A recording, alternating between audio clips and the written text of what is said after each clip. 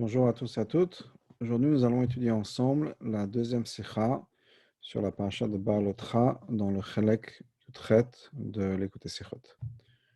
On va partager l'écran.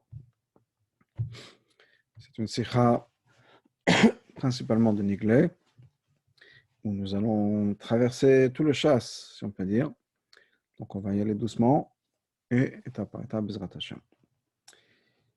מן החילוקים בין קורבן הפסח שקרבו במצרים, בין הפסח שקרבו במדבר, שנה של אחרי זה.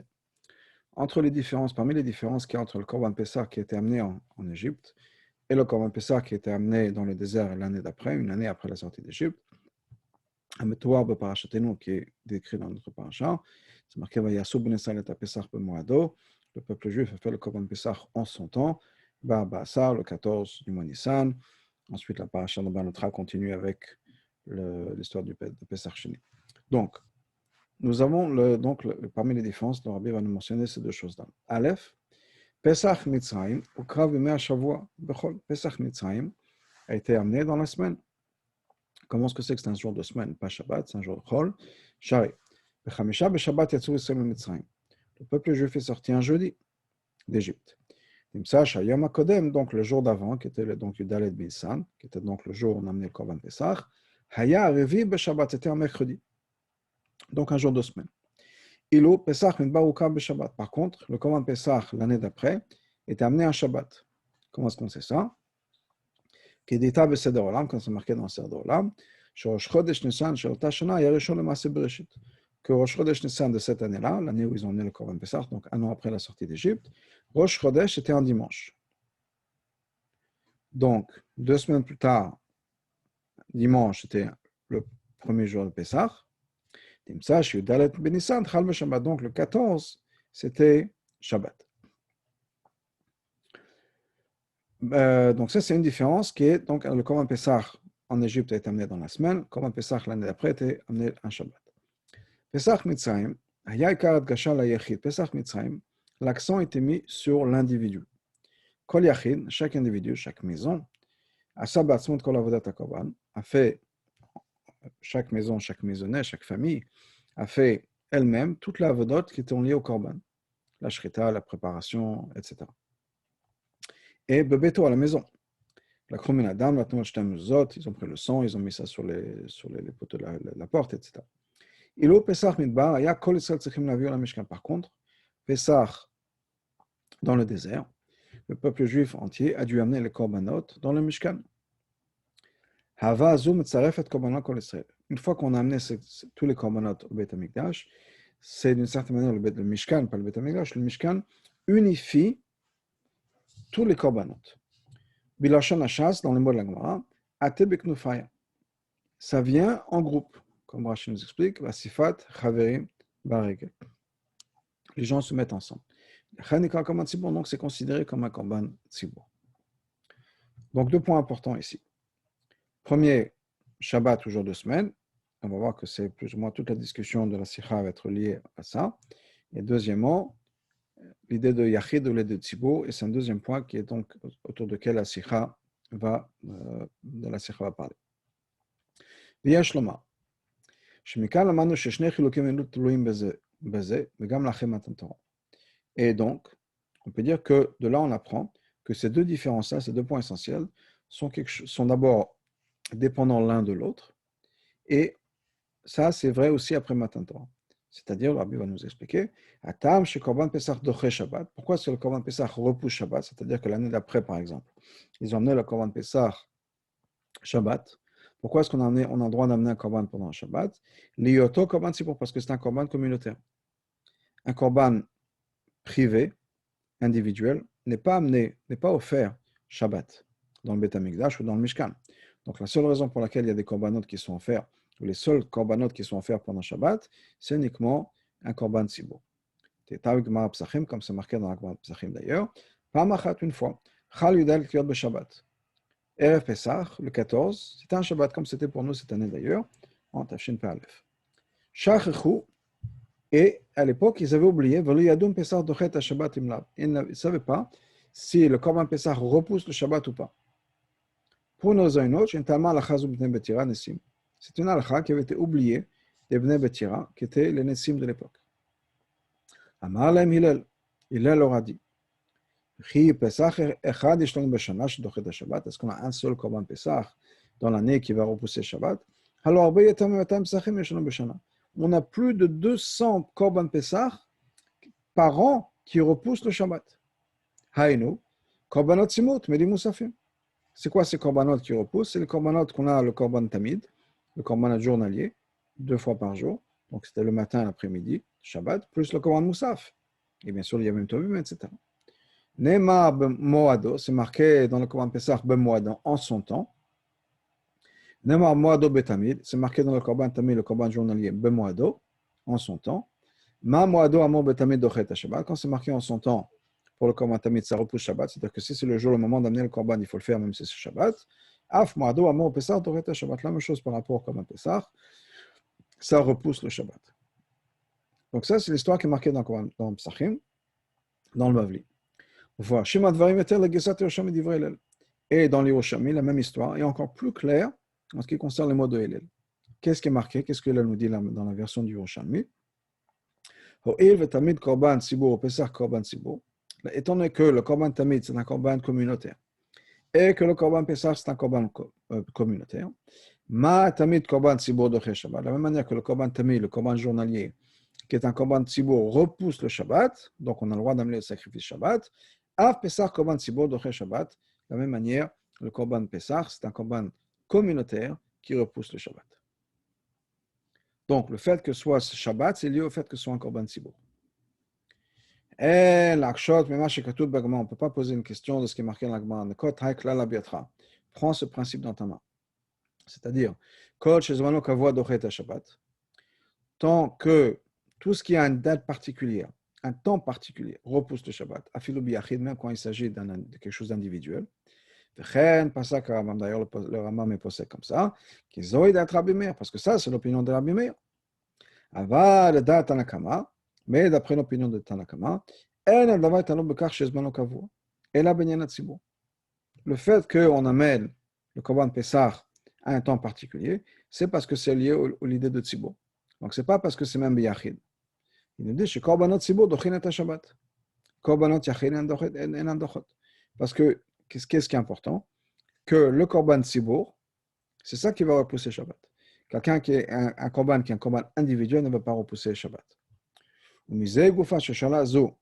Et le fait même que cette question-là, le fait même qu'il y ait une discussion, un débat entre les Bnei Betira et Hillel, et aussi une marloquette entre Rabbi Shai et Rabbi Nathan, qui est le Kamat Sif Dalet, qu'on va voir plus tard dans le Dalet, clairement, il pense comme Tanakama. Pourquoi? Parce que si on suit l'opinion de Rabbi Meir, il n'y avait pas de Safek. Quand Pesach un temps particulier. Le temps particulier, c'est Erev Pesach. On ne peut pas refaire plus tard. Donc, d'après Rabbi Meir, clairement, on aurait dû amener le Korban Pesach. Clairement, il n'y a pas de discussion à avoir entre les Bnei Betera et Hillel. C'était clair. Donc, le fait qu'il y ait une discussion à ce qu'on amène, à ce qu'on n'amène pas, c'est certainement d'après l'opinion de Tanakama. Et l'idée de Korban Tzibur et de Korban Yachid. Et là, maintenant, clairement, même d'après Tanakama, il faut qu'il y ait un temps particulier, c'est une condition secondaire, périphérique, mais une condition importante. Disons que s'il n'y avait pas de temps particulier, on aurait attendu après. Pas raison de le faire pendant le Shabbat.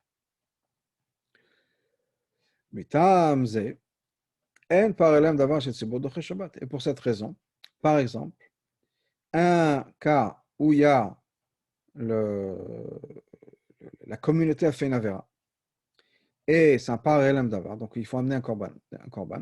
Quand il y a une liste, dans la Torah, nous donne une liste de korbanot dans le cas où le Nasi, le chef du Sanhedrin se trompe, dans le cas où des individus se trompent dans la Torah, dans le Psak, etc. Maintenant, dans le cas où la communauté s'est trompée, on a besoin d'amener un korban, mais donc c'est un korban tzibur, mais il ne repousse pas Shabbat. Afal ou bien ce soit quelque chose qui concerne toute la communauté. Il n'y a pas de plus grand tzibur que tout le peuple juif.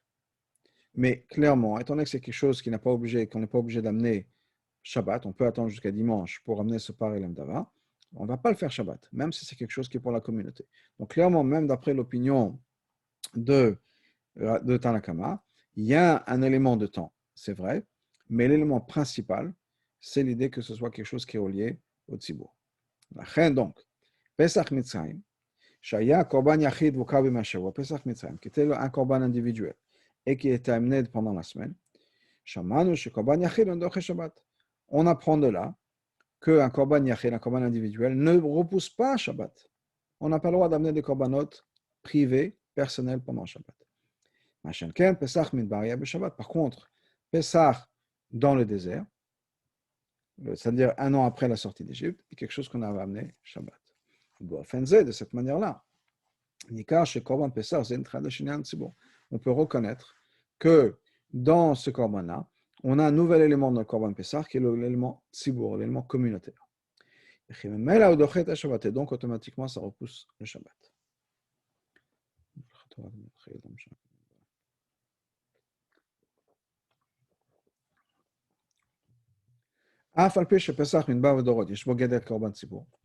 Malgré le fait que dans le korban Pesach dans le désert, et ensuite toutes les années d'après, il y a cet élément de korban tzibour.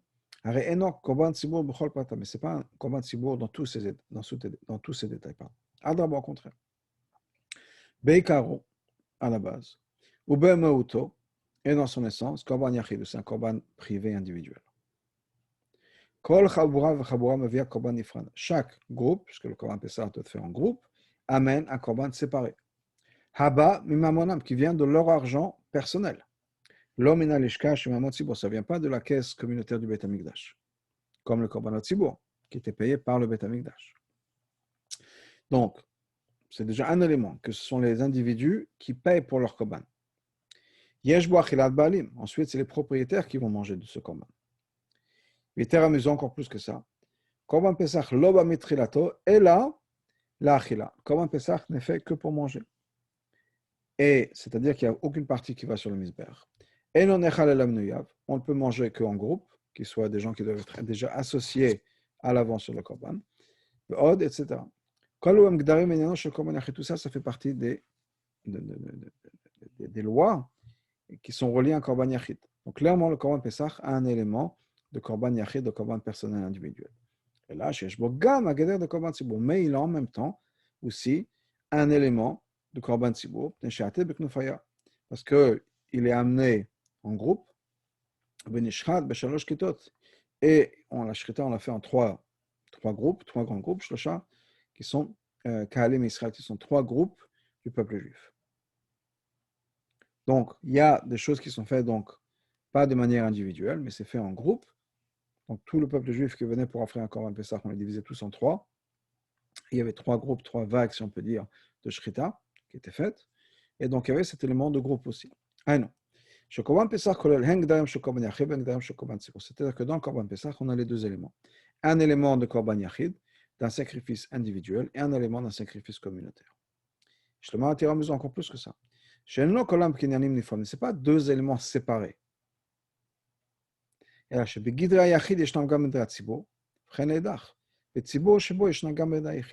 deux sont mélangés, si on peut dire, sont fusionnés. C'est-à-dire que dans le côté individuel, il y a un élément communautaire, et dans le côté communautaire, il y a un élément individuel. D'un côté, comme on a dit avant, le korban Pesach vient de l'argent, il est payé par l'individu. Il vient pour être mangé, il ne vient pas pour être amené sur le misber. Et non, il faut que les gens soient inscrits, si on peut dire, participent déjà au korban Pesach à l'avance. Mais là, comme il y a un minyan, donc chaque minyan, chaque groupe a besoin d'avoir son korban à soi. On ne peut pas juste rentrer et dire je fais partie du tzibour, ça m'appartient. Non, il fallait déjà être à l'avance, savoir qui sont les propriétaires, si on peut dire, de ce korban Pesach. Mais en même temps, ça doit être avec tout le groupe, tous les membres du peuple juif ensemble. Mais ça de l'autre côté.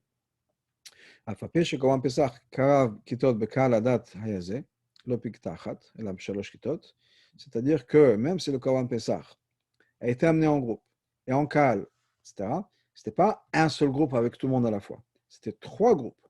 Haïno, chez Gam Achat Tzibur Achidim Laka, c'est-à-dire que même une fois que tous les individus se sont regroupés, et maintenant on a, disons, je sais pas, des centaines ou des milliers de personnes qui sont là à attendre à amener leur Korban Pessah, il y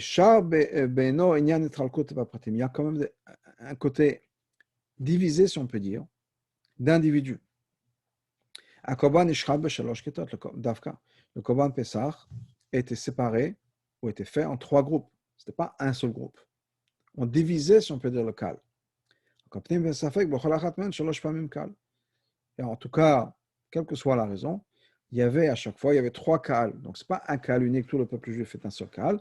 On voit clairement qu'il y avait des groupes différents. Donc, il y avait un côté individuel en même temps, malgré que c'était un gros groupe individuel. Mais il y avait un côté qui n'était que, ce n'était pas tout le peuple juif ensemble et à la fois. Donc, ce qu'on a pour l'instant, c'est que quoi? On a que l'idée du Korban Pessah, qui a ces 2 éléments. Donc, le Korban Pessah pour les générations, ces 2 éléments, d'un côté Korban Yachid, en même temps Korban Tzibur. Al-Pi Anal, basé sur ça, on peut expliquer la machloket, les discussions qu'il y a eu entre le débat qu'il y a eu entre les Bnei Betira et Hillel. Est-ce que Korban Pessah peut repousser Shabbat ou pas? Korban Pessah, étant que dans Korban Pessah, on a les 2 gdarim, on a les 2 éléments. Il y a un côté yachid, un côté individuel, un côté communautaire. Donc on peut maintenant débattre quel est le côté le plus important, quel est le côté qui est le plus décisif. Est-ce que c'est le fait que c'est un korban yachid, et donc Shabbat, ça n'a pas repoussé Shabbat, ou bien non. Ce qui va prendre le dessus, c'est le côté tzibur, le côté communautaire. Dans ce cas-là, ça peut repousser Shabbat. Donc, voilà la discussion, voilà la machloket, si on peut dire. Et on a une autre preuve sur cette svara. Hine, Besifri à la Pasuk. Dans le Midrash de Sifri sur le Pasuk, Vayasu ben Israël et Pesach ben Moado, le peuple juif a fait le Korban Pessah en son temps, qui est donc l'histoire, le Sifri dans notre paracha. Ita, c'est marqué, Shnechluko bazé, il y avait une machloket, im Korban Pessah dochet Shabbat, est-ce que Korban Pessah repousse Shabbat ou pas? Et la machloket est là entre Rav Yeshayahu et Rav Yonatan. Rav Yeshayahu yalif ben Moado. Rav Yeshayahu prend dans le passage du pasuk ben Moado chez Korban Pessah dochet Shabbat, donc ça doit être fait en temps. En temps, c'est le temps et on ne peut pas repousser, donc il pense que ça doit être fait que Edat Hillel. Rav Yonatan Omer, mimashma zeh adayin lo shamanu, il a dit non, c'est pas encore une bonne preuve. Haïnou, chez le moment Moado chez Korban Pessah dochet Shabbat que Edat bnei Betira. On ne peut pas dire parce que c'est marqué ben Moado que ça repousse Shabbat. C'est comme le Bnei Betira. Lav davka, si on peut dire. Pas nécessairement ça va repousser Shabbat. Et donc, c'est quoi la nekuda, si on peut dire le point de cette machloket? Ma gover machia, quel est le point décisif? Quel est le point qui prend le dessus? Ima yachid va prat ou atzibur va klal. Est-ce que c'est l'individu, l'élément singulier, ou bien est-ce que c'est la communauté, l'élément collectif? Et ça, une nekuda machloket ben Reb Shai et Rabbi Natan bekama mekomot. Et ça, c'est une machloket qu'on va retrouver dans plusieurs endroits dans le chasse entre ces 2 personnes. Et une bonne partie de la sikha maintenant va être concentrée sur ces machloket entre Rabbi Shai et Rabbi Yonatan. Mistaber, étant donné que c'est ça leur machloket à travers le chasse, entre ces 2 chachamim, Rabbi Shai et Rabbi Yonatan. Donc certainement, s'ils ont une machloket aussi sur le Korban Pessah, et que, encore une fois, à chaque fois leur machloket se tourne autour du même idée, est-ce que c'est l'individu ou bien le détail qui va prendre le dessus par rapport au collectif ou bien au groupe? On imagine que ça va être la même machloket, certainement, donc logiquement, ça va être la même machloket pour le Korban Pessah. Et donc, la machloket, encore une fois, le Rabbi nous dit, on a un soutien pour cette svara de dire que la machloket entre le Bnei Betira et Hillel, c'est est-ce que quand il y a les 2 à la fois, est-ce qu'on va regarder si c'est le côté individuel qui va prendre le dessus, ou bien c'est le côté collectif qui prend le dessus? Encore une fois, en ce qui concerne le Korban Pessah, le côté individuel, ça veut dire si c'est l'individuel, on ne peut pas amener le Korban Pessah Shabbat. Si c'est le collectif, on peut l'amener pendant Shabbat. Et maintenant, on va passer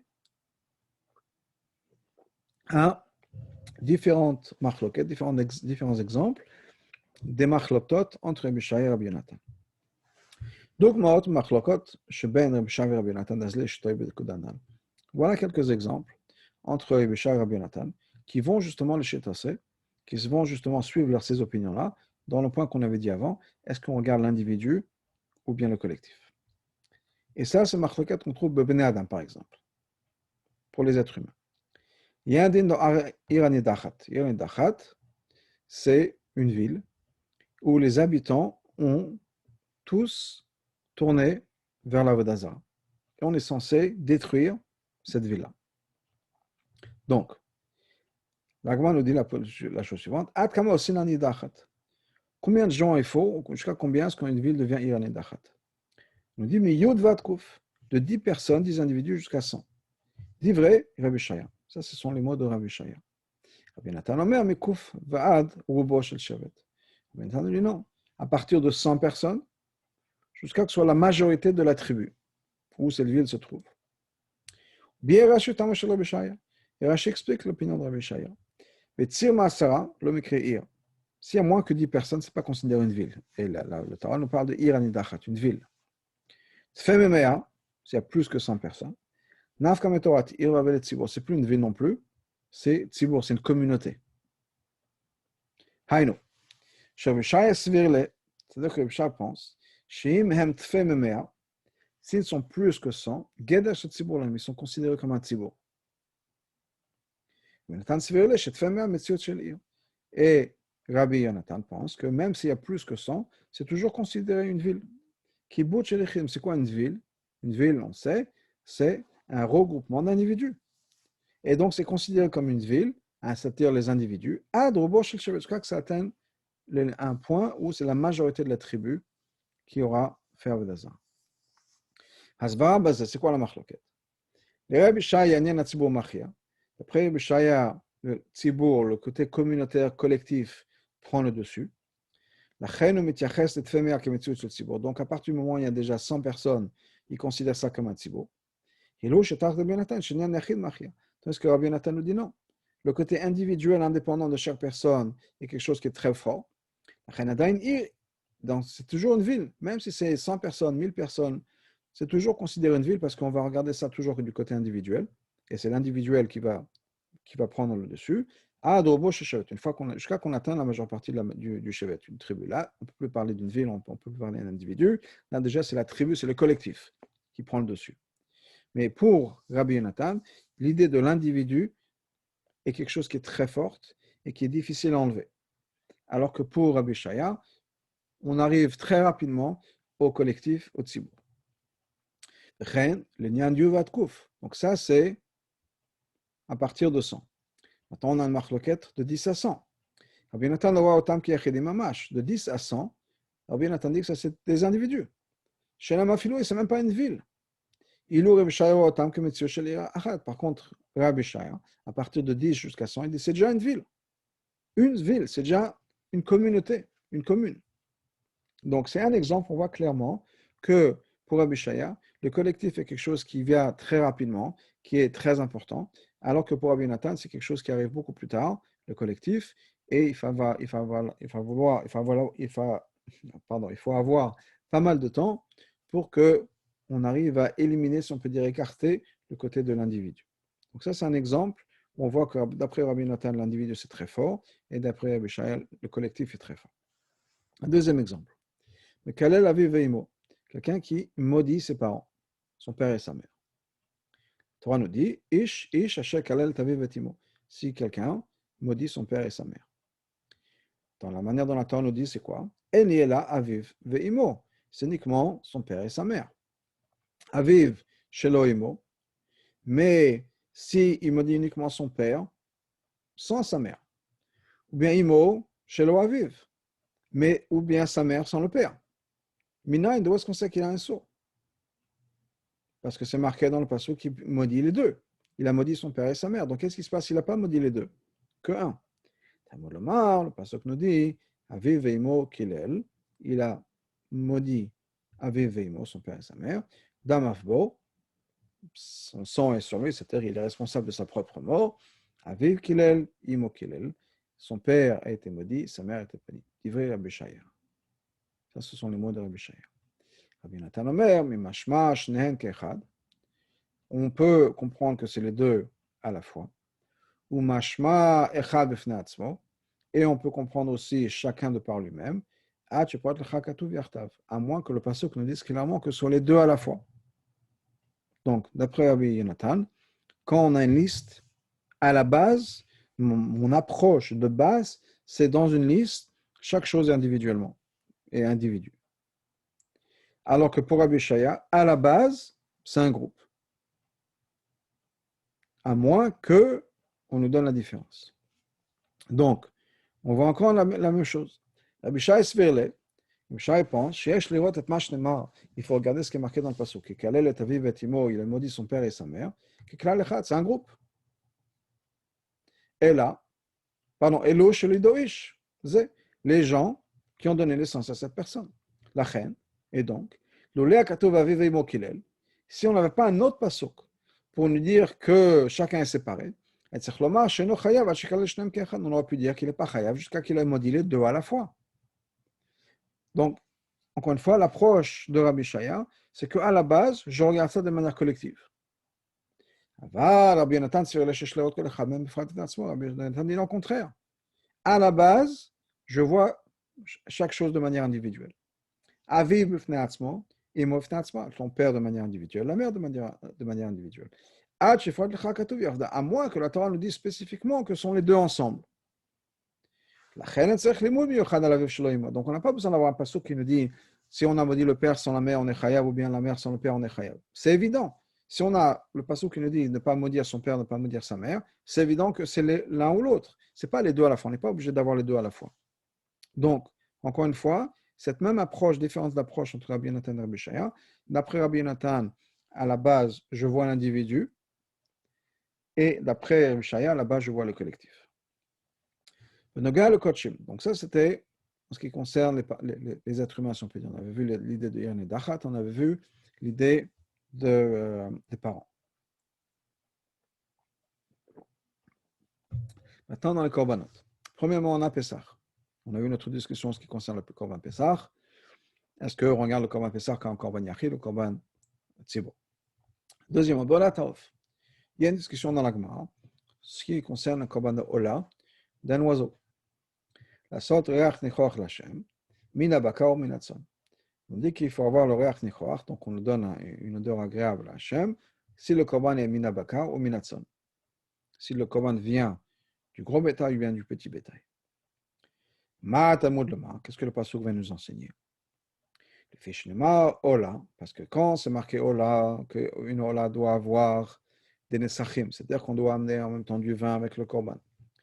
Donc ça, c'est marqué uniquement pour le korban Ola. J'aurais pu dire que aussi un korban Ola d'un oiseau. Taoniton Nesachim, il faut amener les Nesachim. Le pasuk vient nous dire non, uniquement si le korban Ola vient du gros bétail, des bovins, au minatson ou bien du petit bétail. Dit vrai Rabbi Shai, ça c'est l'opinion de Rabbi Shai. Rabbi Nathan Omer, et notre sarech, Rabbi Nathan nous dit, on n'a pas besoin de ça. Omer Zevach, c'est marqué dans la Torah que les Nesachim viennent avec un korban qui est considéré Zevach, auquel on a fait la shrita. Off et not Zevach. Sur un off, c'est-à-dire un oiseau, il n'y a pas de shrita. Alors, regardons ça. Le fils Rabbi Shaya, d'après Rabbi Shaya, quand, étant donné qu'on peut expliquer Zevach de manière globale, générale, Tsaref Yachad, qui va inclure Kol Asugim, toutes les sortes d'abattage rituels, et Gam Of, et les oiseaux aussi, Shem Likato, ce Shritato. Comment est-ce qu'on tue pour les korbanot l'oiseau? Sans la Shrita. C'est avec l'ongle du Kohen qui va rentrer dans le cou. Et donc, Zevach, à la base, c'est-à-dire sacrifice rituel, ça inclut aussi la Melika. Donc, Efshaoudzo, Hiemachia. Donc, c'est avec ça que je vais aller. Ça va être mon approche. Et donc, quand la Torah nous dit Zevach, qu'un korban Ola a besoin d'avoir des Nesachim uniquement si c'est un korban qui est Zevach, ça ne veut pas dire nécessairement Shrita avec un couteau. Ça peut être tout abattage rituel. Puisqu'encore une fois, d'après Rabbi Shaya, j'ai cette vision globale, collective, inclusive des choses. Donc, comment est-ce que je sais qu'un korban Ola Ta'of n'a pas besoin d'amener les Nsachim? C'est Chmiyut Miyuchad. J'ai besoin d'une exclusion particulière, le Ma'at Ola Ta'of Nsachim, pour nous dire que non, un korban Ola d'un oiseau, on n'amène pas les Nsachim. Parce que de manière générale, ma première approche pour Rabbi Shaya, c'est une approche inclusive et collective. Donc, quand je vois le mot de Zevar, ça peut inclure toutes sortes de manières d'abattage rituel. Par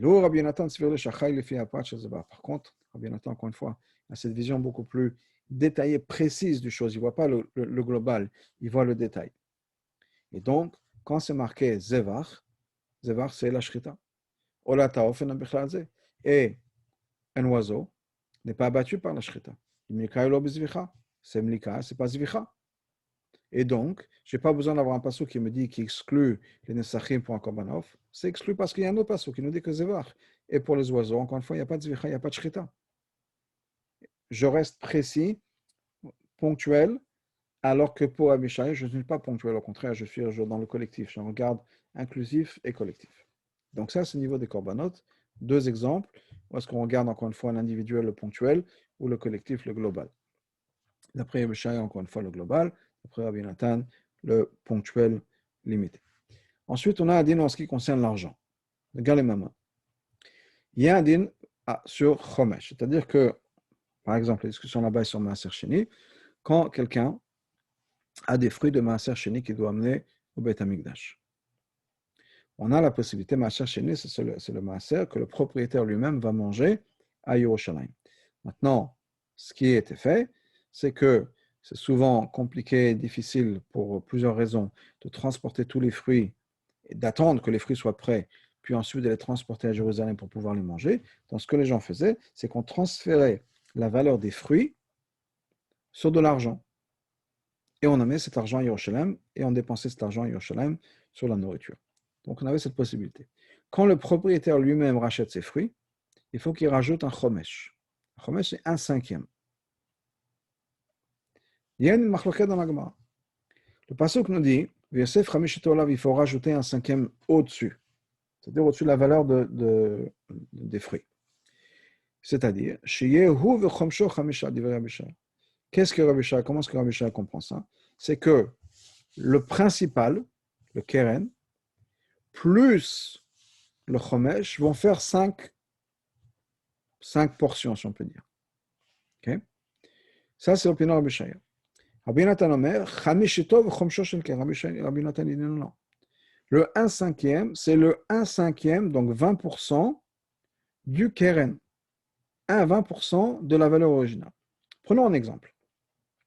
Une personne a 80 euros de valeur de fruits à amener à Yerushalayim. Donc, il va transférer ça sur 80 euros. Okay? Il doit rajouter maintenant 1/5. D'après Rabbi Shaya, le 1/5 sur ces 80 euros va être 20 euros. Pourquoi? Parce que si je rajoute 20 euros aux 80, j'ai maintenant encore 100 qui sont 5 portions. 4 portions qui sont mon principal, et la 5e portion que j'ai rajoutée, les derniers 20%, sont le chomesh. Donc, mon chomesh va conclure, va finir, si on peut dire, les 5 portions. J'aurai besoin de rajouter 1/5. Le reste, ce qu'on j'aime, ma valeur principale correspond au 4/5. 80%, 4/5.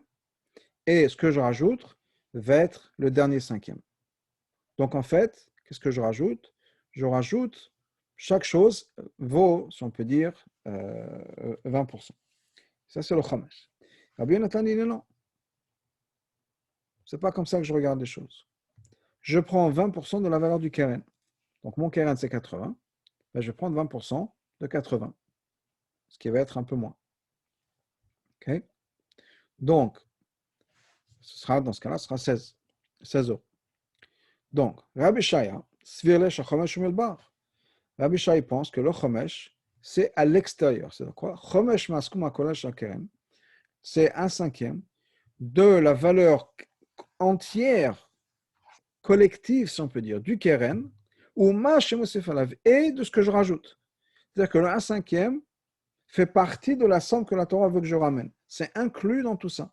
Comme je disais tout à l'heure, si on a 80 et je rajoute 20, donc le 1/5, le 20, la manière dont je calcule ça, c'est que les 80 et le 20 que j'ajoute font partie d'une somme totale.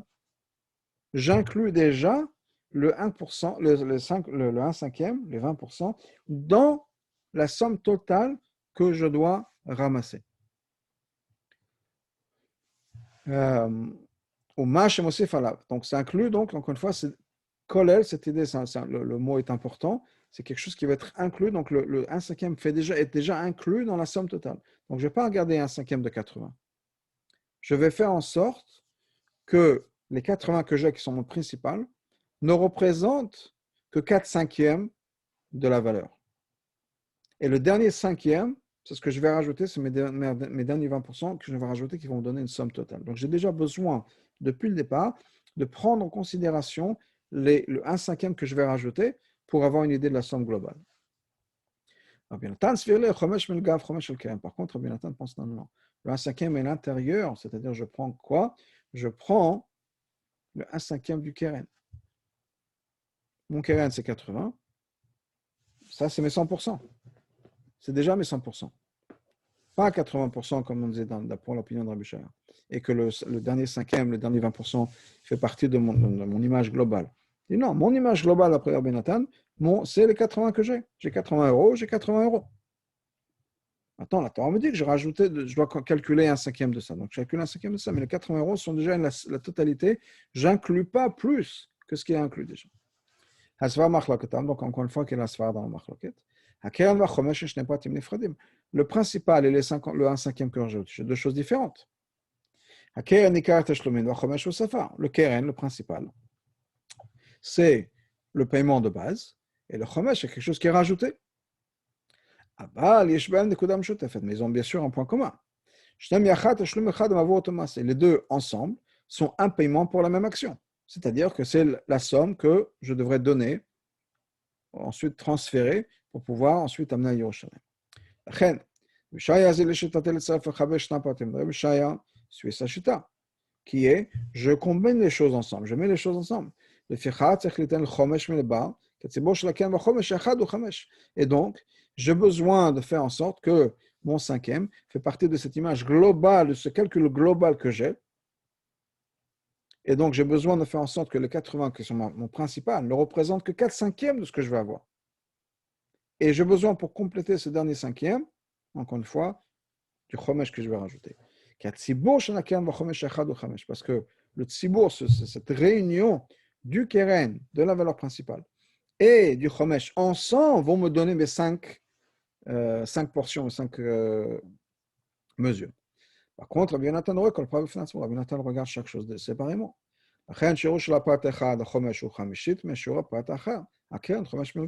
Et donc, pour lui, il y a deux choses. Il y a mon keren, ma valeur principale, qui est un élément, et au-delà de ça, il y a le chomesh que je dois rajouter, mais ils ne sont pas ensemble. Alors, bien sûr, il y a un lien. C'est le chomesh du keren, mais c'est deux choses différentes. Donc, ça, c'est lié en ce qui concerne l'argent. Comment on calcule l'argent? On a cette même requête en ce qui concerne le temps. Guido Shazman, comment est-ce qu'on définit le temps? Ça, c'est lié à quoi? Eglar Ofa. Et dit dans Eglar Ofa, c'est quoi? Que on trouve un cadavre, et donc on trouve ce cadavre-là dans un endroit, et on ne sait pas d'où comment est-ce que cette personne est morte.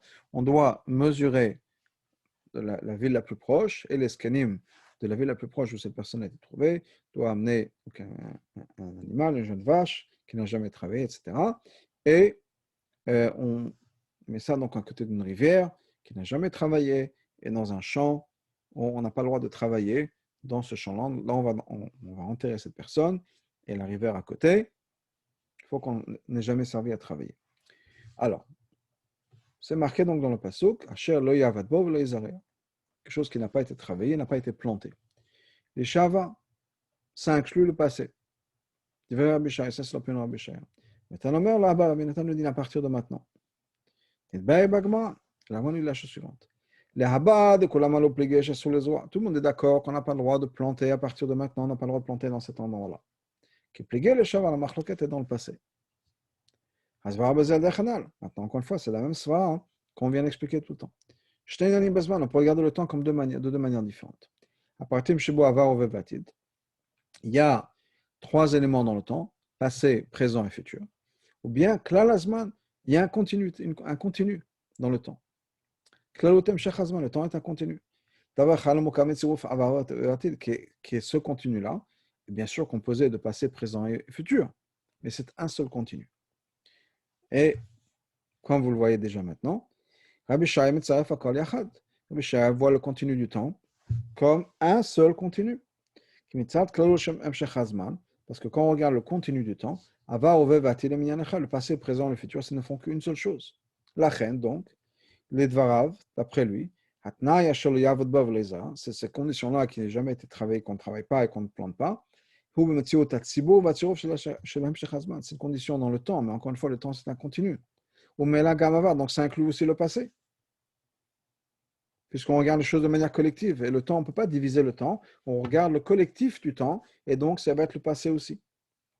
Rabbi Nathan peut, lui, il regarde les choses de manière différente. Il ne regarde pas le temps comme un seul élément global, un continu de temps, mais on peut diviser le temps en trois éléments différents, passé, présent et futur. Et donc, il regarde chaque détail, le passé, le présent, le futur. C'est quelque chose de différent. Et donc, pour lui, on peut séparer.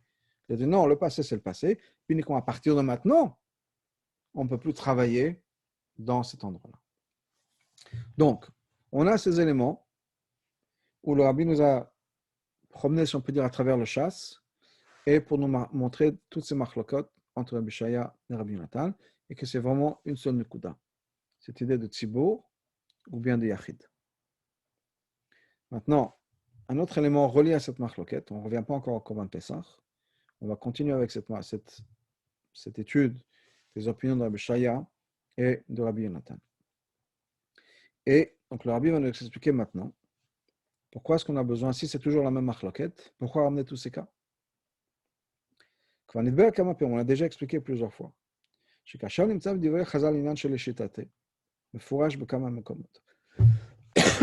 on trouve dans Chazal,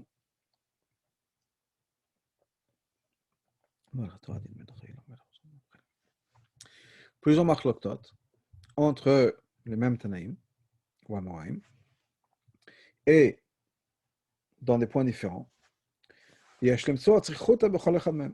faut qu'on trouve la tzrichuta dans chacun, c'est-à-dire on doit trouver pourquoi est-ce qu'on a besoin de répéter la même machloket dans des cas différents. Si c'est toujours la même machloket, on peut dire une fois. Voilà leur machloket. Et donc, à chaque fois qu'il y a un machloket entre Rabbi Shaya et Rabbi Nathan, on sait très bien comment ils sont, comment ils pensent. Pourquoi mentionner à chaque fois, voilà comment ils pensent, dans ce cas-là, dans ce cas-là, dans ce cas-là, dans ce cas-là. C'est que si on le fait, c'est qu'il y a une raison. Il faut trouver à chaque fois, dans tous les cas qui ont été mentionnés, comment est-ce que ce cas-là est différent des autres et pourquoi est-ce qu'on a besoin de rajouter, de mentionner cet élément-là dans ce cas-là.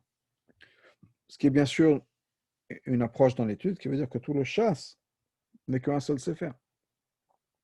C'est pas, des fois on étudie la Gemara, on se dit, bon, chaque maserhet c'est différent, on a du mal à lier tout ça. Mais la vérité, c'est que le chasse, c'est un seul sefer qui a un début et une fin. Et donc, les éléments, chaque élément est mentionné. S'il est mentionné, c'est qu'il y a une raison et qu'on ne peut pas l'apprendre dans une autre maseret. C'est qu'on a besoin de le mentionner, on a besoin de mentionner là où c'est mentionné, et ça a un impact, bien sûr, sur tout le chasse. Donc, il faut trouver la tzrichuta dans chacun. Parce que s'il n'y a pas un élément particulier dans chacune de ces machloket, ça aurait été suffisant de ramener la machloket une fois. Et là, on aurait pu apprendre quelle est leur opinion dans les autres endroits. Donc, on dit les shitaté. Donc, voilà, on n'a pas besoin de savoir exactement quelle est la machloket, qu'est-ce qu'ils disent dans ce cas-là. On sait très bien ce qu'ils disent. Un regarde le collectif et un regarde l'individu. Les trois machlokot à la fin qu'on a mentionné, les trois dernières, qui sont Off, Chomesh, Vezman, on va aller vite. Off, c'est encore une fois l'idée de Korbanola, qui est ce qui concerne l'oiseau. Chomesh est donc les 20% qu'on rajoute, le cinquième. Et Zman, le temps, est-ce que c'est le passé ou le présent, ou le futur, ou bien passé et futur. On peut expliquer. À part le fait que la Svara nous dit que à part le fait qu'il y a une machlok, un point commun dans toutes ces machlokot, que, bien, avec bien sûr, ces mêmes auteurs, ces mêmes balei plukta, les shitata yoazil qui vont bien sûr dans leur shita, on aurait pu dire que peut-être que la machloket est différente. Alors bien sûr, on a les mêmes noms. On peut dire, ah oui, c'est le même nom, c'est les mêmes machloket. Ok. Mais quand même, on aurait pu quand même à chaque fois dire que, oui, peut-être que dans ce cas-là, c'est différent. Im le tsaref ou le chalek le fait. Encore une fois, c'était quoi la nekuda qu'on avait dit? Est-ce que on combine, on englobe, on regarde le collectif, ou bien au contraire, on va séparer, on va détailler? Mais là, donc dans ces trois-là, on aurait pu dire, mais il y avait une machloket pour des raisons différentes. Chol plukta le finir à chacune de ces trois machloket à son temps, à son idée. Donc on aurait pu dire, non, ça c'est différent. Alors, passons sur chacune de ces trois choses. Ola Taof Shalom, en ce qui concerne l'Ola Taof, on aurait pu dire, on aurait pu dire que la machloket, est-ce que Zevar, c'est-à-dire cet abattage rituel, est-ce que ça inclut les poulets ou pas? Ça n'a rien à voir, est-ce que c'est le chalek, ou les faret, ou les tsaref? Pas du tout. C'est une autre machloket. Est-ce que les oiseaux, on est censé, d'après la Torah, de faire shrita, ou bien on n'est pas obligé de faire la shrita? Et c'est ça leur machloket. Rien, pas lié à ce qu'on est kolel ou on n'est pas kolel. Bien que ce machloket qui existe uniquement dans la shrita pour les oiseaux, mais pas dans les korbanot. Normal. La shrita pour les poulets qu'on va manger, par exemple. Alors que, en ce qui concerne les kochim, tout le monde est d'accord qu'il n'y a pas de shrita. C'est melika, avec l'ongle. Mais on voit que zevach, ça inclut aussi, on parle aussi dans les sacrifices, on dit rituels, mais pas pour les korbanot, pour la nourriture qu'on consomme.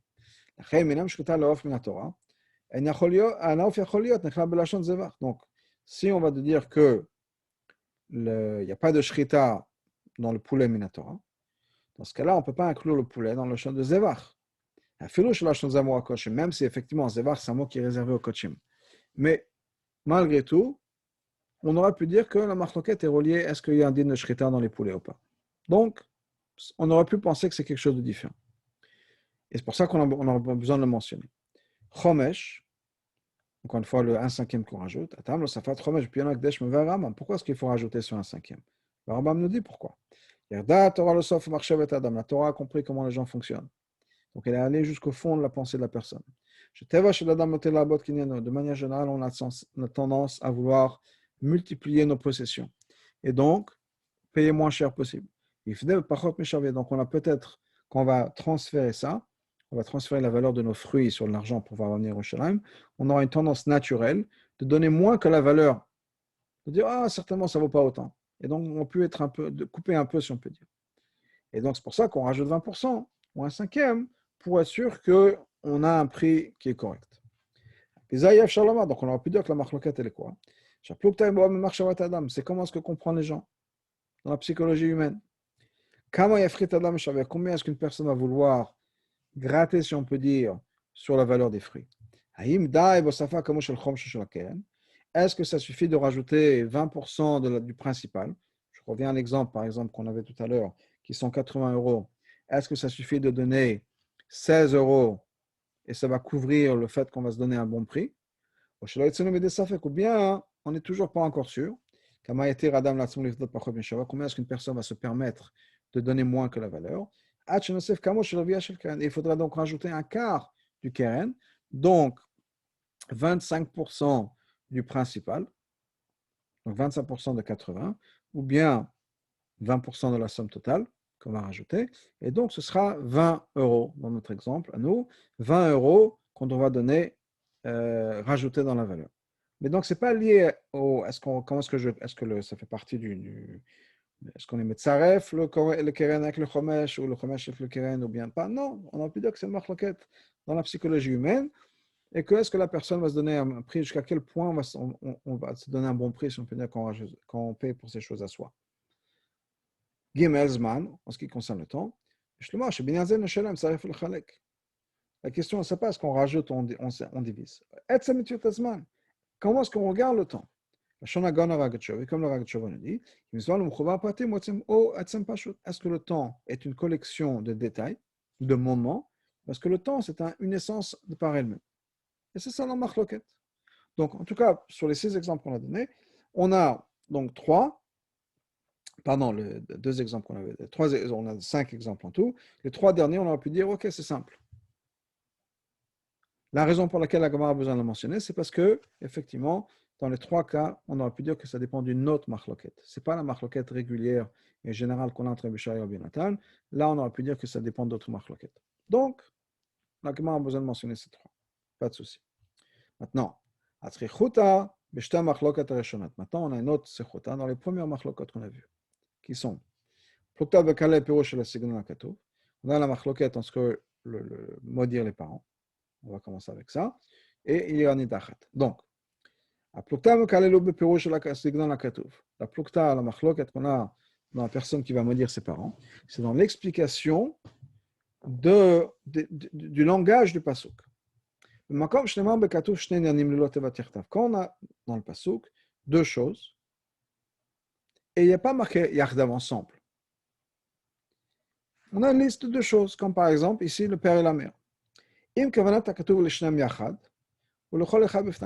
que la Torah nous dit les 2 à la fois, ou bien chacun séparément, l'un ou l'autre? Ça, on ne peut pas l'apprendre parmi les autres marlokat. Donc, on n'a pas d'autres exemples dans tous les exemples qu'on a donnés, où il y en a un passage qui nous donne 2 choses. Et est-ce que quand la Torah nous donne une liste avec 2 choses, est-ce que c'est les 2 à la fois ou bien l'un ou l'autre? On peut dire un autre point.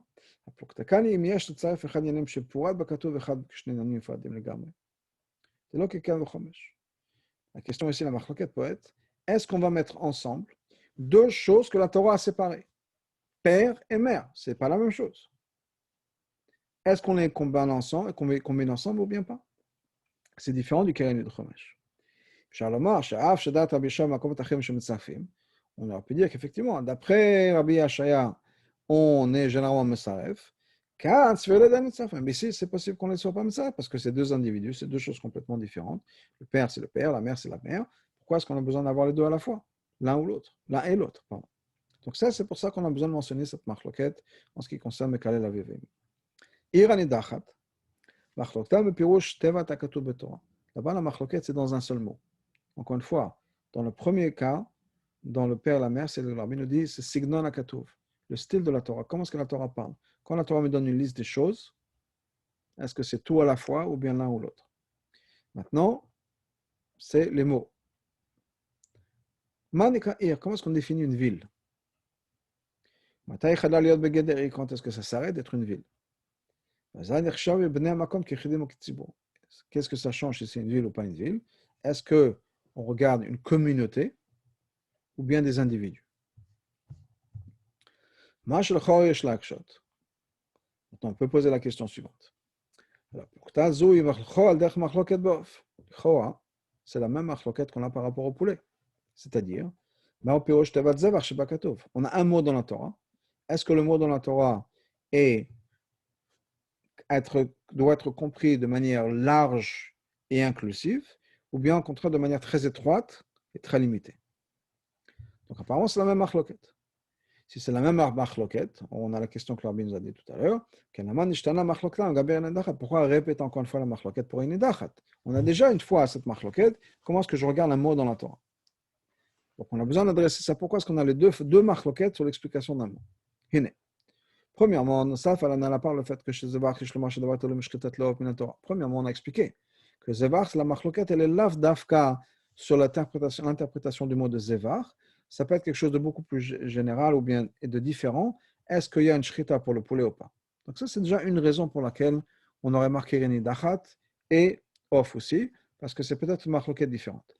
Mais à part ça, dans Irani Dachat, il y a un chidouche par rapport à la considération, la manière dont je regarde un tzibour, qui sont Asara, Mea et Rubo Shel Shevet. 10 personnes, 100 personnes, bien la majorité d'une tribu. La reine, on aurait pu dire que dans ce cas-là, Rabbi Shai est d'accord avec Rabbi Nathan. Peut-être que plus que 100 personnes, c'est une ville. Parce qu'une ville, c'est une collection de Saint-Thibault. Peut-être de l'autre côté. Peut-être que Rabbi Nathan est d'accord avec Rabbi Shaya. Qu'une fois pour plusieurs choses, par exemple le minyan, 10 personnes ne sont plus des individus, c'est un tzibur. Donc peut-être que Rabbi Nathan aurait été d'accord avec Rabbi Shaya, qu'une fois qu'on a 10 personnes, c'est plus considéré des individus, c'est plus une ir, c'est un tzibur. Et dans ce cas-là, c'est plus Irani Dachat, ça sort du Geder de Irani Dachat. Et donc, étant donné qu'on aurait pu regarder les choses de manière différente, c'est pour ça qu'on a besoin de mentionner les deux marlokot. C'est-à-dire marlokot par rapport à off, encore une fois, parce que là-bas, il y a deux choses qui sont, est-ce qu'on regarde, est-ce qu'il peut-être qu'il y a le din de shrita dans un poulet ou pas, ou dans la volaille, dans les oiseaux, ou bien, de l'autre côté, on aurait pu dire que il y a la marloket en Irani Dachat aussi, quels sont le Geder d'une ir. Et c'est vrai que les deux marlokots sont, en ce qui concerne la définition d'un mot dans la Torah, est-ce que c'est au sens large ou au sens étroit? Mais encore une fois, Irani Dachat, c'est un autre point. Qu'est-ce qui constitue un tzibour? Et ça, c'est notre marloquette. Est-ce qu'un tzibour, c'est à partir du moment où il y a 10 personnes, donc à partir du moment où là, c'est déjà un tzibour, et Rabbi Nathan nous dit effectivement, c'est une ir, alors qu'on sait que Rabbi Nathan pense qu'il faut 100 personnes. Donc, peut-être que c'est considéré comme une ir, il est d'accord avec Rabbi Shaya. Bien, peut-être que Rabbi Shaya est d'accord avec Rabbi Nathan. C'est pour ça qu'on a besoin de mentionner la marloquette en particulier. Shitat Rabbi Shaya Memkalel. La chita de Rabbi Shaya, en ce qui concerne la personne qui va maudire ses parents, qui est le tzaref shne pratim aktuvim yachad b'Torah, qui est de combiner ensemble deux détails mentionnés dans la Torah. Puisqu'on avait dit qu'apparemment, lui, quand Rabbi Shaya voit le pasuk qui est Mekalel aviv ve'imo, il regarde ça comme un ensemble. Et il a un problème. C'est-à-dire, est-ce que ça veut dire que si quelqu'un maudit que son père, maudit que sa mère, est-ce qu'il est chayav ou pas? Il a besoin d'un pasuk pour lui dire que oui. Parce qu'à la base, s'il y a deux points différents, deux pratim séparés, il va voir ça comme une seule unité. Donc, cette chita-là, ce n'est pas juste quand les deux sont dans la même catégorie. C'est-à-dire, on va voir ici Aveveimo, le père et la mère. La gamme Shem Shne Sugim Nifradim, c'est même quand c'est deux sortes différentes. Vezot et ça, la Manon Pluktan Osefet Ben, on va apprendre ça d'une autre machloket entre ces deux-là encore. Quelle est la machloket? Il y a une machloket, Marvin le Kranot ou El Marvin le Kranot. Est-ce qu'on mélange avant d'asperger sur les coins du misbéach, ou bien est-ce qu'on ne mélange pas avant d'absorber sur le coin du misbéach? Regardons de quoi il s'agit. Marqué dans la Torah, on y va prendre du sang du bœuf et du sang du séon, du bou qui a été sacrifié. Donc on parle de Yom Kippour, le Kohen Gadol va faire la shrita à deux animaux, un par et un séir, et il va asperger du sang de ces animaux sur le misbéach. Maintenant, le pasuk nous dit, la Torah nous dit, on va prendre les deux. C'est-à-dire, ça veut dire qu'il faut soit déjà mélangé au moment où on va les asperger sur les coins du misbéach. Tu verras Rabbi Shaya, c'est l'opinion de Rabbi Shaya. Nathan dit non, on ne mélange pas les deux sangs. Chacun reste séparé. On asperge avec le dam à part, et ensuite on va asperger du dam à seir. Par shel Kohen Gadol b'Yom Kippour en korban yachid. Maintenant, le par du Kohen Gadol le jour du Yom Kippour, c'est un sacrifice yachid, un sacrifice individuel. À seir asher la'am au korban tzibur. Par contre, le seir, le bout, est quelque chose qui fait partie du korban tzibur. Afal piken, malgré tout, Sfir le Rabbi Shaya sheyesh sa femme la Rabbi Shaya pense qu'il faut les mélanger. Pourquoi? Parce que la Torah nous dit qu'il faut prendre les deux. Et donc, il voit ça encore une fois de manière inclusive. Les deux, ils vont ensemble. Il y a un chidouche particulier en ce qui concerne ce dîner de Marvin le Kranot. Est-ce qu'on va mélanger le sang avant d'asperger par rapport à l'idée de Mekalel? C'est quoi l'opinion de Rabbi Shaya en ce qui concerne la personne qui va maudire son père ou sa mère? S'il n'y avait pas, à moins qu'il y avait ce passouk, on a un passouk, mais s'il n'y avait pas ce passouk particulier, ce limoud particulier, on aurait pensé que quoi? Qu'une personne est chayav uniquement s'il va maudire son père et sa mère. Ça ne veut pas dire qu'il faut qu'il les maudisse en même temps à la fois avec un seul mot. La philo c'est même l'un après l'autre. החידוש בכתוב שאפילו כי לאביו עמו בלבד חייב. Et le chidouche, c'est quoi? C'est que même s'il a maudit que son père, ou que son père, ou que sa mère, il est chayav. Haïnou.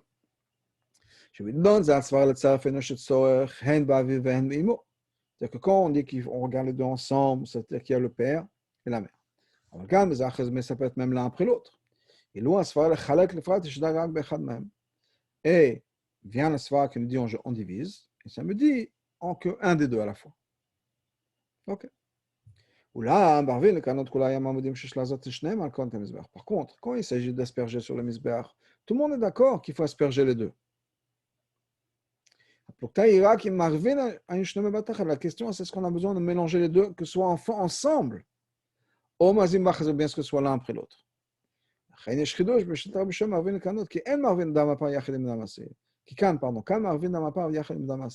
Et c'est ça qu'on a. Donc on a le chidoush Rabbi qui nous dit que quoi? Que Marvin al kanot. Il faut mélanger les deux pour que ce soit au même moment. Donc on voit un chidoush particulier que au même moment on mélange, même si ça ne suffit pas d'asperger l'un après l'autre. Il faut que ce soit fait mamash ensemble. Mais de l'autre côté, on a un chidoush particulier de Rabbi Yonatan qui nous dit de Marvin al kanot. הסיור הוא קורבן ציבור, לשעיר c'est un קורבן ציבור.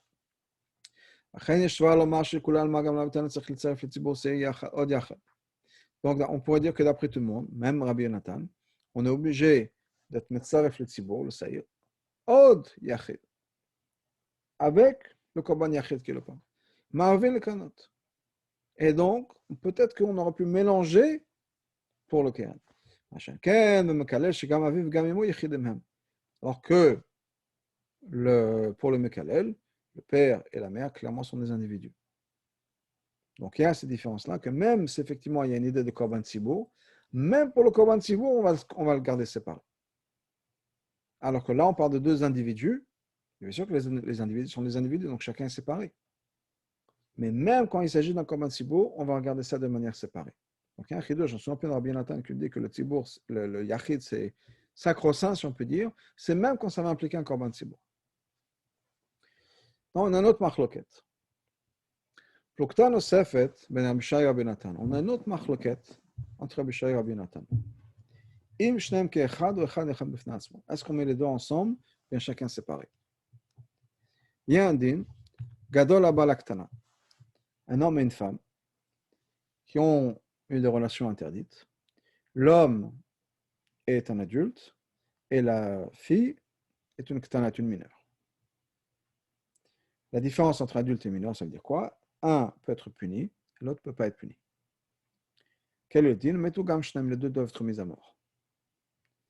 Ad sheyu shavin ke'echad. Il dit qu'il faut qu'ils soient égaux. Divrei Rabbi Shaya. C'est ce que Rabbi Shaya nous dit. Nathan nous dit, umet ha'ish asher shachav ima levado. Non, l'homme peut être mis à mort seul. Okay? Donc, revenons, je ne vais pas expliquer ce passouk 100%. Rabbi Shah nous dit que c'est marqué dans le passouk où metu gam shneim, les deux doivent être mis à mort. Les deux doivent être mis à mort encore une fois. C'est un peu la même approche qu'on avait avec le père et la mère. Les deux font une unité. On ne peut pas avoir l'un sans l'autre, à moins que le passouk nous précise. Mais sinon, les deux, c'est les deux ensemble. Donc, Rabbi Shah nous dit, il faut que les deux soient égaux. Rabbi Shah nous dit non. On peut punir l'un sans punir l'autre. Après, Rabbi Shah, le fait qu'il a la mise à mort doit être les deux ensemble. Donc, pour que les deux soient ensemble, il faut que les deux soient, qu'on puisse les punir. Rabbi Nathan dit non, chacun est indépendant. Chacun son chiyumita. Et dans le cas où l'enfant, c'est la femme est une mineure, elle est pas, on ne peut pas la punir. Dans ce cas-là, il n'y aura que l'homme. Ce n'est pas obligé d'être ensemble. Pourquoi est-ce qu'encore une fois, on a besoin d'avoir cette marloquette? Alors qu'on a déjà tellement de marloquettes, nous disons encore une fois, et entre autres l'idée de Mekalel, est-ce que, quand il y a une liste dans la Torah, est-ce que c'est les deux ensemble, c'est l'un et l'autre, ou bien est-ce que c'est l'un ou l'autre? Pourquoi est-ce qu'on a besoin d'avoir une autre fois cette même marloquette? Le fait pour Rashi nous explique dans la Suga. La Ktana, elle n'est pas juste pas la même en ce qui concerne la punition. Et la Nabegeder Onshin, ce n'est pas qu'elle n'est pas juste différente, elle ne fait pas rentrer du tout dans la catégorie de punition. La reine, donc on aurait pu dire qu'ici Rabbi Shai est d'accord avec Rabbi Nathan. Même c'est vrai qu'on va manquer on manque cette condition que les deux doivent être ensemble. Peut-être que quand même dans ce cas-là, on va punir l'homme. Pourquoi? Le fait qu'on ne va pas punir la fille, ce n'est pas parce qu'on doit punir les deux à la fois. Et si on ne peut pas punir l'un, on ne punit pas l'autre. La fille ne rentre pas du tout dans l'histoire. C'est comme s'il n'y avait qu'une seule personne dans cette histoire. S'il n'y avait qu'une seule personne, alors bien sûr qu'on punit la seule personne.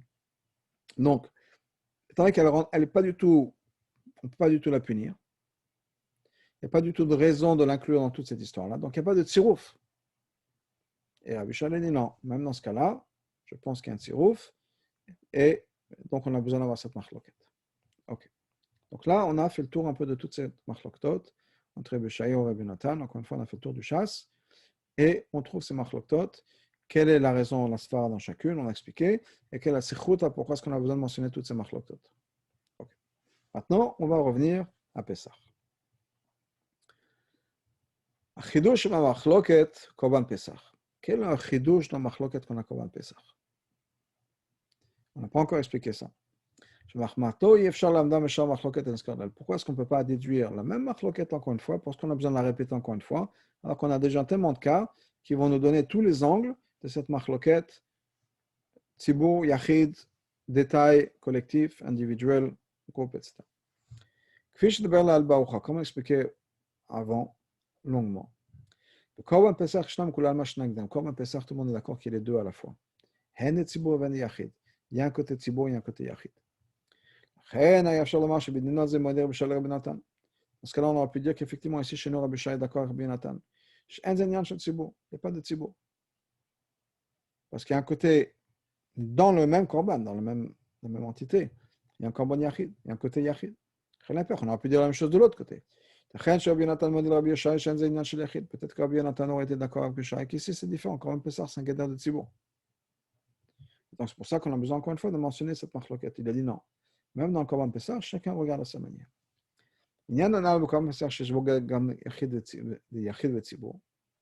Cette idée-là, que le Korban Pesach a ces deux éléments, Yachid et Tzibur. On peut le comprendre encore mieux quand on va expliquer ce que c'est qu'un Tzibur. On peut expliquer un Tzibur de deux manières. Aleph, Metziut Yechidim Mitbatelet, Baleka Metziut Chadasha Legamre. Un Tzibur, une communauté, ça veut dire quoi? C'est-à-dire qu'il n'y a plus d'individus. Les individus ont disparu. On est maintenant face à une nouvelle identité, le groupe. Metziut Achat Tzibur, il y a une seule Metziut, le groupe, la foule, la communauté. De la même manière qu'il y a une existence qui est l'individu, et bien maintenant on a une entité qui est le groupe, le collectif. Deuxièmement, une autre manière, une autre approche. Le tzibour, ce n'est pas une nouvelle metziot. C'est une collection d'individus. Par exemple, on donne l'exemple, il dit pour certaines mitzvot, plus il y a de monde, plus il y a de kavod pour le roi. Ça ne veut pas dire que tout le monde se transforme en une seule collective. Au contraire. Au contraire, là-bas, on veut mentionner plus d'individus. Parce que disons qu'il s'agit d'un minyan, par exemple. Okay? On veut lire la Megillah.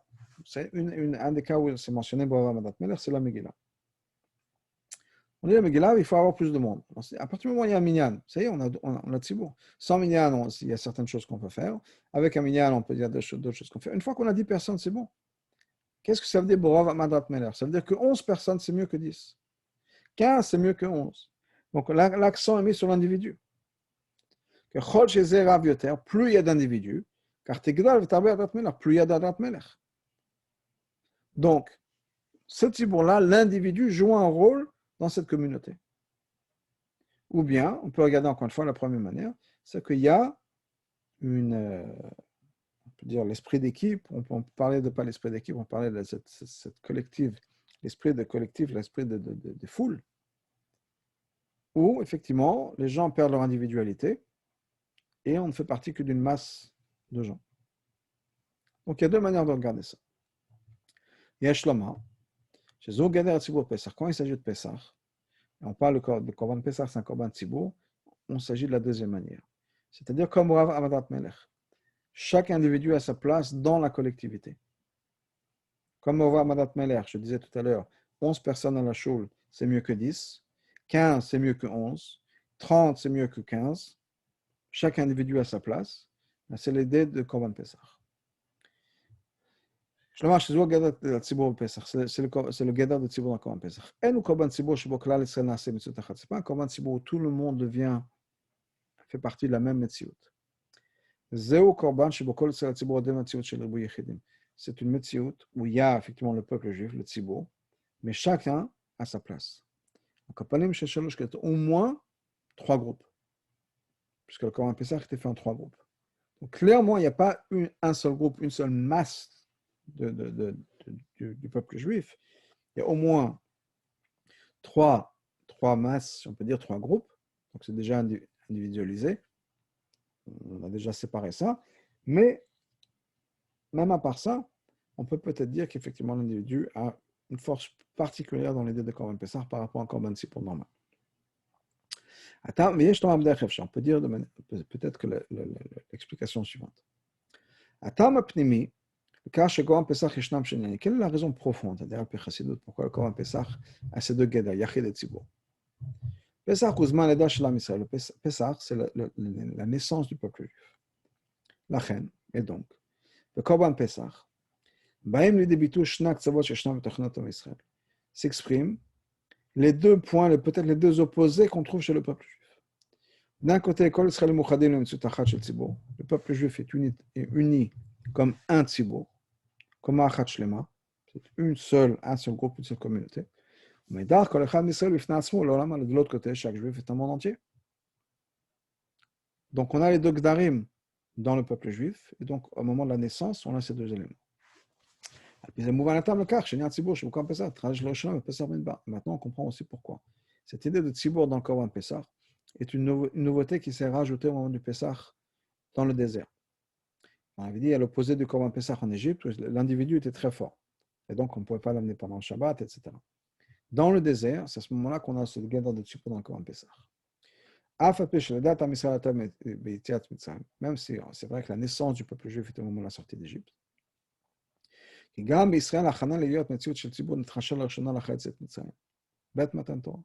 Pourquoi?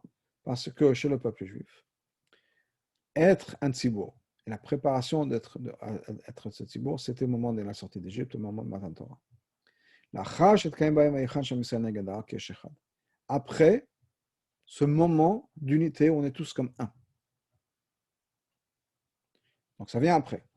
Afapikel, malgré tout. Donc l'idée de tzibour, l'idée de klal. Malgré tout, c'est vrai que c'est à ce moment-là que ça s'est fait.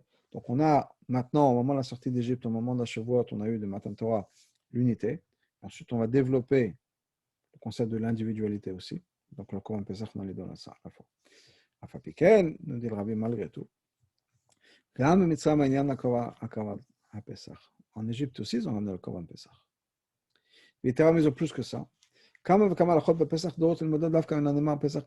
apprend beaucoup d'alachot pour les générations basées sur ce qui est marqué sur Pesach Mitzrayim. Haïnou, Pesach Mitzrayim c'est-à-dire que Pesach Mitzrayim, c'était la fondation de tous les Korban Pesach qui vont venir après. Tama d'avoir quelle est la raison?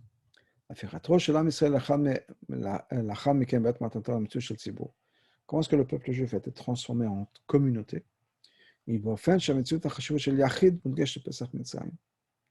C'est d'une manière à ce que l'individualité de la personne, qui est la chose sur laquelle Pesach Mitzrayim met l'accent, ne va pas être annulée. Et là, c'est quelque chose qui va rester même après. C'est-à-dire qu'on a ces deux éléments à la fois. Le fondement de Korban Pesach, pour lancer de l'autre côté. Korban Pesach, c'est quoi? C'est un élément qui va contenir en lui le côté communautaire, collectif et le côté individuel. Le côté collectif, c'est rajouté au moment du Korban Pessah, une année après la sortie d'Égypte. Puisque c'est à ce moment-là qu'on a dit un Korban Tzibour, à ce moment-là que le Korban Pessah est un din qui puisse être doré Shabbat. Mais en amont de ça, et ça va être la fondation, le fondement de Korban Pessah, c'est le Korban Pessah qui était en Égypte, où là, c'est l'individu sur lequel on met l'accent. Maintenant, de l'autre côté, bien sûr, Korban Pessah, ce n'est pas juste l'individu, et qu'on est juste une collection d'individus, il y a aussi un élément collectif au Pessah Mitzrayim. Qui se parle au Midrash, comme c'est marqué dans le Midrash, qu'il y avait une unité, une collectivité dans le Pessah Mitzrayim, que le peuple juif entier a mangé du Korban Pessah de Moshe. Pourquoi? Tant que Pessah Mitzrayim, c'était la fondation de Pessah pour les générations, il fallait qu'il y ait en même temps, au moins chez le Nasi Ador, chez Moshe, l'idée de Korban Tzibur. Parce que tous les autres Korban Pessah, c'était juste des Korbanot individuels. Il fallait qu'il y ait au moins un exemple qui était chez Moshe de cette idée de Tzibur. Donc en Pessah Mitzrayim, on a les deux. On a le côté collectif, exprimé par le Korban de Moshe, mais on a aussi le côté individuel. Sur le côté individuel qui va être très fort, va se rajouter un autre élément qui est le côté Tzibur de Korban Pessah. Nekuda Zu, ce point-là. Le fait que chez le peuple juif, il y a ce côté où il y a le tzibur et l'individuel à la fois. Et l'individu n'est pas éliminé, ne disparaît pas dans la communauté. Et ça, c'est quelque chose qu'on va retrouver même dans les korbanot tzibur, les korbanot collectifs et communautaires. Même si ces korbanot viennent de l'argent de la communauté. C'est-à-dire, quand on donne l'argent, on le donne. On ne retient pas un droit sur l'argent qui est donné au Beth Amikdash. On élimine, on enlève son nom, sa responsabilité, son droit, si on peut dire. L'argent qui est donné au Beth Amikdash, on élimine complètement aucun droit, aucun lien avec cet argent, ça devient l'argent qui est la communauté. Mais comme malgré tout, mais ça n'annule pas complètement le côté individuel ou la partie individuelle de chaque personne dans le Korban Tamid. Qui dit vrai, Chazal, comme Chazal nous disent. La pasuk Shtemar Bekoach Vadato, un pasuk qui est marqué par rapport à Koach et son groupe. Moshe demanda à Hachem, Al Tefen el Minchatam, ne tourne pas vers leur mincha, leur sacrifice. Et Rachid nous explique, Chazal nous dit, Moshe dit, je sais qu'ils ont une portion dans le Korban Tzibur. N'accepte pas leur portion devant toi. C'est-à-dire que même si c'est un Korban Tzibur, un Korban que faire pour toute la communauté, ce n'est pas juste un Korban pour la communauté. Chaque individu dans ce Korban a une portion qui est la sienne. Et Moshe demandait à Hachem, la portion de Korach et de ces gens-là, ne l'accepte pas. C'est-à-dire qu'il reste un élément individuel, même dans ce Korban Tzibur. Il t'amusant encore plus que ça. Dino, c'est dans l'Acha, que même si on a sur la balance un individu de la communauté et en parallèle sur l'autre plateau de la balance toute la communauté, on n'abandonne pas l'individu pour le bénéfice de la communauté. Comme ça, comme le Rambam nous dit par exemple. Il y a des goyim qui viennent, qui attaquent une communauté, qui disent nous l'avons echad mikem, donnez-nous un de votre groupe, on va le tuer, et sinon on tue tout le monde. Si vous n'êtes pas prêt à nous donner une personne, on va tuer tout le monde. La halakha nous dit le Rambam, que tout le monde soit tué, mais on ne va pas leur donner un juif. Avermer, ça veut dire quoi? Bien que c'est vrai que la communauté normalement est plus forte que l'individu, on ne peut pas annuler l'existence de l'individu. Si ça veut dire tuer un individu, bon, des questions. Le tzibur entier va souffrir s'il faut. C'est vrai que la même manière que c'était dit pour l'individu. Que la loi Am Israël, le peuple juif de manière générale. la même chose pour chaque individu. Chez Drashot Menoshtet Noot, on a besoin d'avoir les deux éléments. Comme Amaril, comme il nous dit, Im Einani li mili.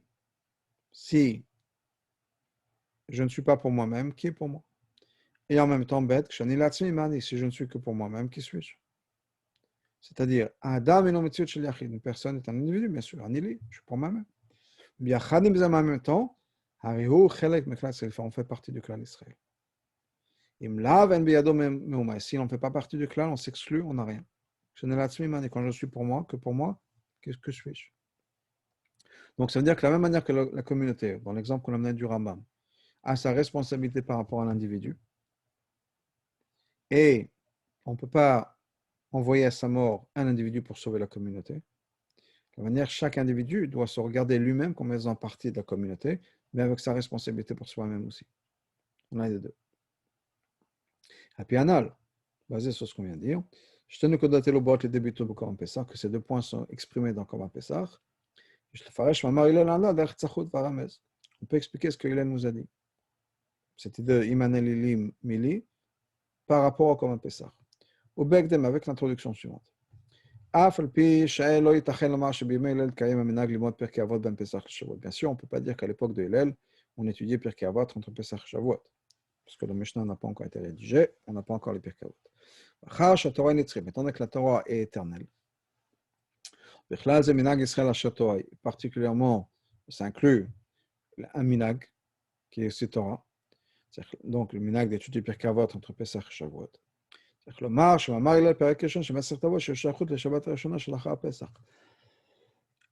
donc, ce mamar de Hillel, qui est dans le premier Perek de Pirkei Avot, a un lien avec Pessah, puisque ça va être le premier Perek qu'on va dire juste après Pessah. La bio, voilà l'explication. Comme on a dit au début de la Sikha. Hillel, c'est Hillel qui a été posé que le Korban Pessah repousse Shabbat. Comme on a expliqué. Pourquoi? Parce que Hillel a été posé que le Korban Pessah c'est un Korban Tzibour. Le Gemara Shamesayim, je sais plus qu'à vient le cas Shemot Hillel Anassi. Et la Gemara nous finit l'histoire en disant qu'à cause de ce psak, ou grâce à ce psak, Hillel a été nommé comme le Nassi du Sanhedrin. Tout de suite après Pessah, donc. Après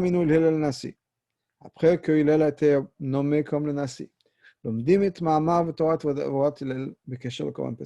tout de suite apprendre l'enseignement de Hillel en ce qui concerne le Korban Pessah. Par lequel il est devenu Nassi. Qu'est-ce que ce Hillel nous a enseigné? Ce Hillel du Korban Pessah, ce Hillel qui est devenu Nassi. Si je ne suis pas pour moi, qui suis-je? C'est-à-dire, Maout Korban Pessah et Korban Yachid, le Korban Pessah, c'est un Korban individuel. C'est vrai. Chaque personne a une responsabilité personnelle dans le Korban Pessah. Ce n'est pas la communauté comme le Korban Tamid. Il y a quelqu'un qui s'en occupe, ce n'est pas mon problème. C'est mon problème de m'assurer que je fais le Korban Pessah. Et ça doit venir de mon argent. Il faut que je fasse partie d'un groupe.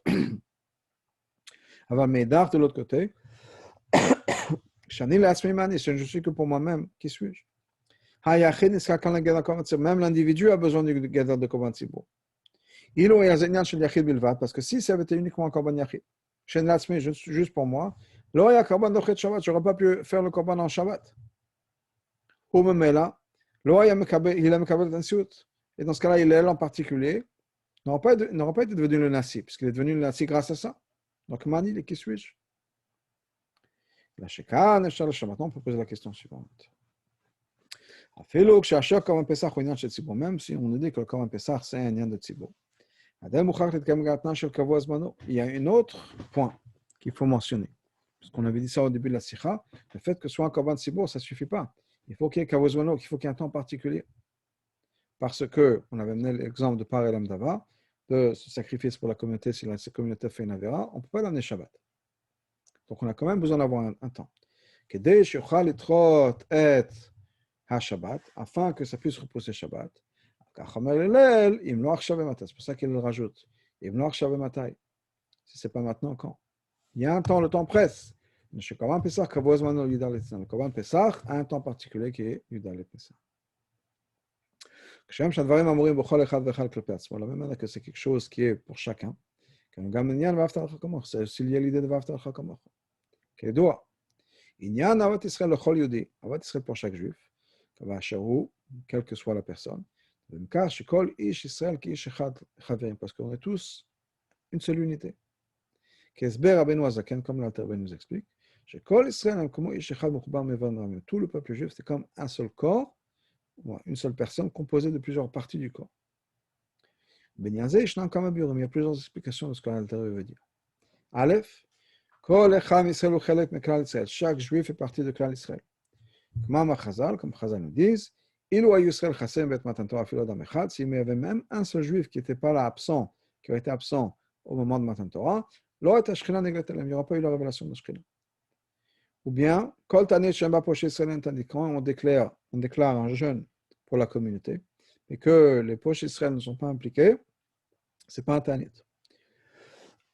Ce n'est pas parce que l'individu a une mala.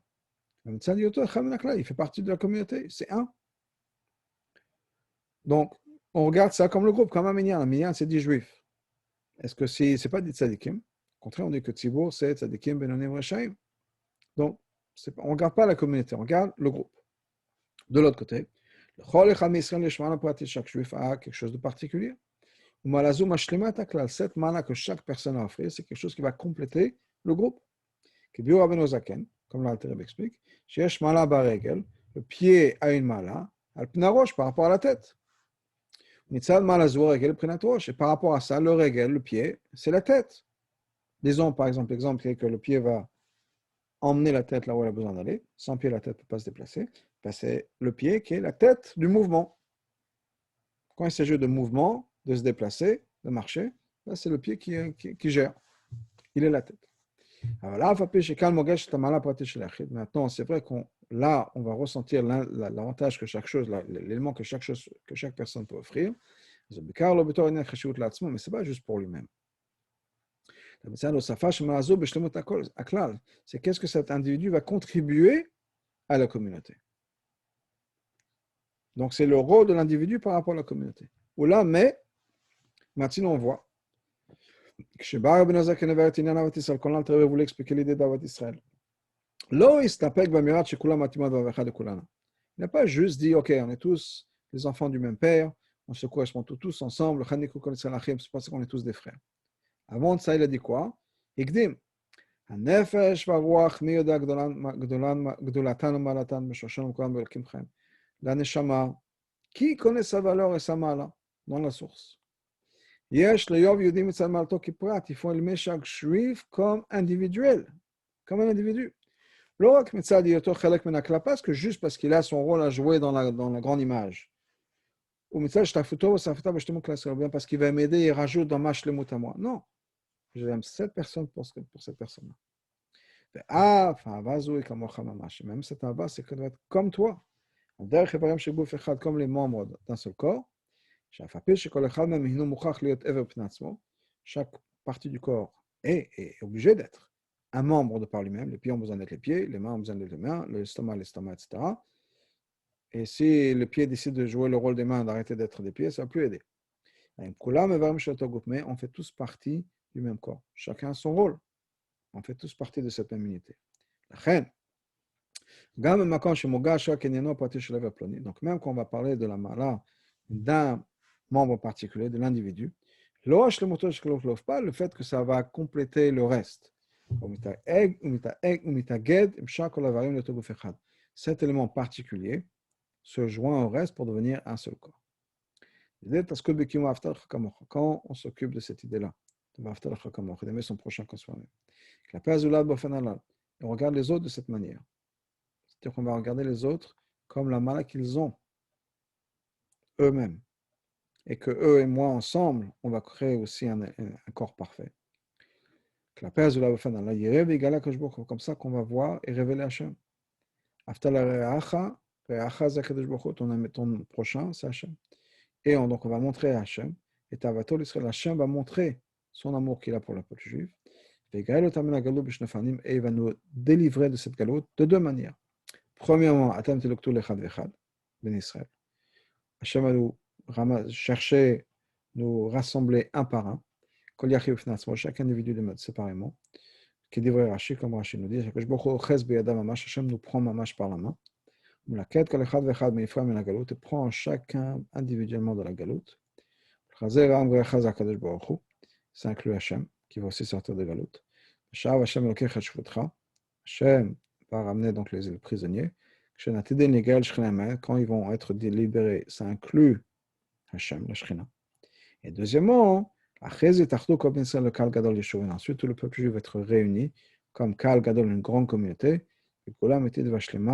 donc avec cette Goula qui va être une vraie Géoula, Géoula complète, Bagala Didan, que ce soit maintenant.